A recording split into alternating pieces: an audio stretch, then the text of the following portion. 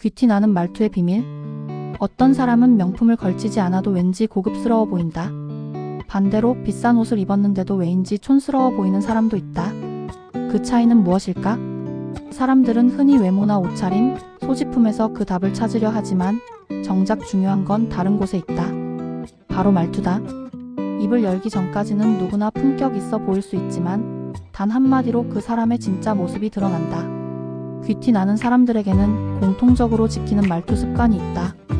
그것은 타고난 것이 아니라 의식적으로 만들어낸 태도이며 누구나 배울 수 있는 기술이다. 말 한마디가 그 사람의 품격을 결정짓는 시대, 지금부터 귀티 나는 사람들의 말투 습관 5가지를 하나씩 살펴보자. 이것만 알아도 당신의 말투는 달라질 것이다. 안녕하세요. 여러분은 혹시 이런 경험 있으신가요? 카페에서 누군가와 대화를 나누는데 그 사람의 목소리 톤과 말투만으로도 이 사람 뭔가 다르다는 느낌을 받은 적 말이에요. 저도 그런 순간들이 있었어요. 그리고 깨달았죠. 귀티는 있는 게 아니라 말에서 배어 나온다는 거요. 저는 예전에 회의 시간만 되면 긴장해서 말을 빨리 했어요. 뭔가 빨리 설명해야 할 것 같고 시간을 뺏으면 안 될 것 같았거든요. 그런데 어느 날 한 선배가 제게 이렇게 말했어요. 넌 왜 그렇게 급하게 말해? 천천히 말해도 사람들은 다 들어. 그 말이 저를 완전히 바꿔놨어요. 귀티 나는 사람들을 유심히 관찰해보니 정말 그들은 말을 천천히 했어요. 한 문장 한 문장 사이에 여유가 있었고 그 여유가 오히려 자신감으로 느껴졌죠. 빠르게 말하는 사람은 시간에 쫓기는 사람처럼 보이지만 천천히 말하는 사람은 시간을 지배하는 사람처럼 보여요. 저도 의식적으로 말의 속도를 늦춰봤어요. 처음엔 어색했지만 점점 익숙해지면서 느꼈어요. 상대방이 제 말을 더 집중해서 듣는다는 걸요. 말을 천천히 한다는 건 단순히 속도의 문제가 아니에요. 그건 나는 급하지 않다. 나는 여유롭다는 메시지를 전달하는 거예요. 그리고 그 메시지가 바로 귀티의 시작이에요. 여러분도 한번 해보세요. 오늘 하루만이라도 평소보다 20% 정도 천천히 말해보는 거예요. 그럼 느낄 거예요. 말의 무게가 달라진다는 걸요. 저는 흥분하면 목소리가 높아지는 습관이 있었어요. 특히 제가 좋아하는 주제에 대해 이야기할 때는 더 그랬죠. 그런데 한 번은 제 목소리를 녹음해서 들어봤는데 깜짝 놀랐어요. 내가 이렇게 시끄러웠구나 싶더라고요. 그때부터 의식적으로 목소리 톤을 낮춰봤어요. 귀티 나는 사람들은 절대 소리를 높이지 않아요. 어떤 상황에서도 잔잔하게, 하지만 확실하게 자신의 의견을 전달하죠. 목소리를 낮춘다고 해서 기가 죽는 게 아니에요. 오히려 그 안에 더 큰 자신감이 담겨 있어요. 작은 목소리로도 사람들의 귀를 기울이게 만드는 힘, 그게 진짜 파워예요. 저도 연습했어요. 화가 나는 상황에서도 목소리를 높이지 않으려고요. 처음엔 정말 어려웠어요. 감정이 올라오면 목소리도 따라 올라가거든요. 하지만 몇 번 연습하다 보니 목소리를 낮출수록 상대방이 오히려 더 제 말에 집중한다는 걸 알게 됐어요. 부드러운 목소리는 상대방을 안심시켜요. 이 사람은 나를 공격하지 않겠구나라는 신뢰를 주죠. 그리고 그 신뢰가 쌓이면 자연스럽게 품격 있는 사람으로 기억돼요. 여러분도 한번 시도해보세요. 평소보다 반 톤만 낮춰서 말해보는 거예요. 그럼 느낄 거예요. 말의 무게가 실린다는 걸요. 저는 친구들과 대화할 때 미쳤다, 개조와 같은 표현을 자주 썼어요. 편하고 빠르게 감정을 표현할 수 있으니까요. 그런데 어느 날 비즈니스 미팅에서 무심코 이거 진짜 미쳤어요 라고 말했다가 분위기가 싸해지는 걸 느꼈어요.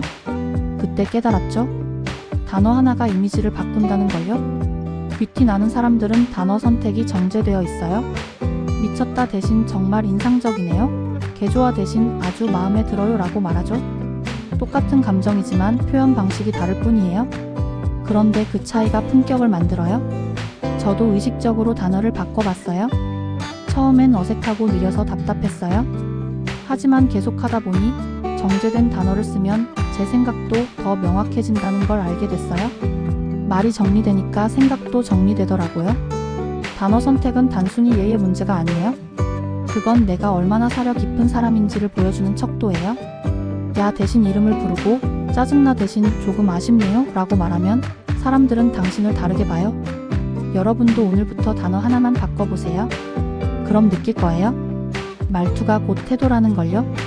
저는 예전에 대화할 때 그건 아닌데요, 그렇게 하면 안 돼요 같은 말을 자주 했어요. 제 의견을 명확히 전달하는 게 중요하다고 생각했거든요. 그런데 나중에 알게 됐어요. 그런 말들이 상대방을 방어적으로 만든다는 걸요. 귀티 나는 사람들은 부정어를 최소화해요. 그건 아닌데요. 대신 그 부분은 이런 관점도 있어요. 그렇게 하면 안 돼요. 대신 이런 방식은 어떨까요? 라고 말하죠. 똑같은 의견이지만 표현 방식이 전혀 달라요. 저도 연습했어요. 누군가 제 생각과 다른 의견을 말할 때 바로 아니요 라고 말하지 않으려고요. 대신 그렇게 생각할 수도 있겠네요. 저는 이런 면도 고려했으면 좋겠어요 라고 말해봤어요. 처음엔 돌려 말하는 것 같아서 찝찝했어요. 하지만 계속하다 보니 대화가 훨씬 부드러워진다는 걸 느꼈어요. 부정어를 줄이면 상대방이 마음을 열어요. 방어하지 않아도 되니까요.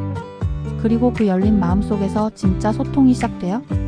품격 있는 사람은 상대를 이기려 하지 않아요. 상대와 함께 가려고 해요. 그리고 그 태도가 말투에 그대로 드러나요. 여러분도 오늘 하루만이라도 아니요. 대신 그런 면도 있네요. 로 시작해보세요. 그럼 느낄 거예요. 대화의 질이 달라진다는 걸요. 저는 친구들과 있을 때 헐, 대박, 진짜? 같은 감탄사를 정말 많이 썼어요. 반응이 크면 대화가 재미있어진다고 생각했거든요. 그런데 어느 날 품격 있는 사람들의 대화를 들어보니 그들은 리액션이 아주 절제되어 있더라고요. 헐 대신 은근한 미소와 함께 그렇군요. 대박. 대신 흥미롭네요. 라고 말하죠. 처음엔 너무 심심해 보이지 않나 싶었어요.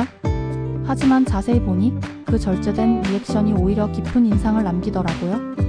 과한 반응은 가볍게 느껴지지만 절제된 반응은 진중하게 느껴져요. 저도 의식적으로 감탄사를 줄여봤어요. 놀라운 이야기를 들어도 헐 대신 잠시 멈췄다가 정말 그랬군요 라고 말해봤어요. 웃을 때도 키읔키읔키읔 대신 조용히 미소 지어봤어요. 처음엔 제가 재미없는 사람이 된 것 같아서 불안했어요. 하지만 사람들의 반응이 달라졌어요. 제 말에 더 무게를 두기 시작했고 저를 더 신뢰하는 것 같았어요.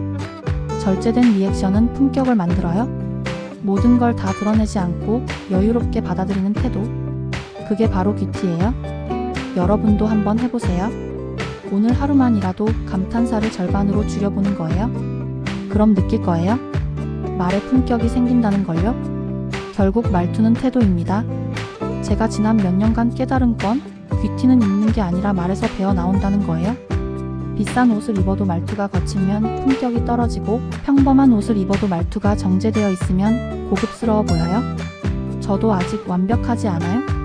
가끔 흥분하면 목소리가 높아지고 급할 땐 말이 빨라져요. 하지만 의식하고 노력하면 분명히 달라져요. 말투는 습관이고 습관은 바꿀 수 있어요. 오늘부터 5가지만 기억하세요. 천천히 말하고 목소리를 낮추고 단어를 정제하고 부정어를 줄이고 리액션을 절제하세요.